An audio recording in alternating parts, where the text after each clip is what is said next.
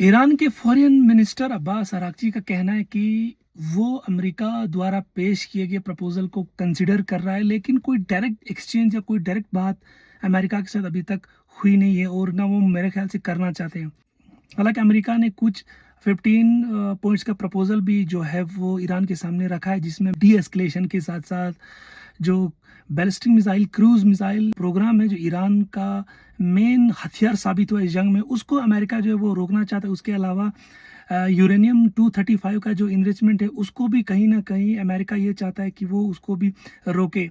लेकिन मेरे ख्याल से जहाँ तक ईरान की बात है वो इस बात को मानने वाला है नहीं, क्योंकि ईरान की पहली डिमांड यही होगी कि इस पूरे मसले का एक परमानेंट सोल्यूशन जो है वो निकाला जाए, क्योंकि अमेरिका हर बार कोई ना कोई बहाना बनाता है। अगर आपको इराक वार में याद होगा तो अमेरिका ने ये कहा था कि इराक के पास काफ़ी ख़तरनाक केमिकल से भरे जो है वो वेपन्स है, तो उन्होंने इराक के ऊपर अटैक किया।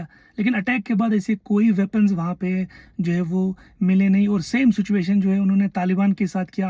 हमने देखा कि अफगानिस्तान में क्या हालत हो गई। अमेरिका के पास एक पावर है, पैसे और हथियार का, जो वो छोटी छोटी कंट्रीज के ऊपर जो है इस्तेमाल कर रहा है। लेकिन कभी उसने सोचा नहीं था कि ईरान के मामले में ये पूरा का पूरा बैक फायर होगा। हालांकि अमेरिका और ईरान की कोई डायरेक्ट जंग तो नहीं थी, ये जंग जो है वो इसराइल ने शुरू की, क्योंकि सबसे घटिया और गंदा इंसान इस दुनिया का नेतन्याहू, जो बार बार यही कह रहा था कि ईरान के पास खतरनाक से खतरनाक जो है वो एटॉमिक प्रोग्राम हमारी ओर बढ़ रहा है, और बार बार यही वो कह रहा था कि ईरान ने लगभग जो है वो बम बनाने के नज़दीक में, पिछले 25-30 सालों से यही कहानी वो दोहरा रहा था। और ट्रम्प जो कि बेवकूफ़ों के सरदार है, वो पता नहीं क्यों इसराइल की बातों में आ गए, और बिला वजह उन्होंने, जबकि नेगोशिएशन चल रही थी, तो रात की तारीखी में जो है वो ईरान पे हमला किया। तो ऐसे में ईरान भी चुप नहीं रहा, उन्होंने बैंड बजा के रखी पहले तो इसराइल की, अभी तक आप देख रहे हैं।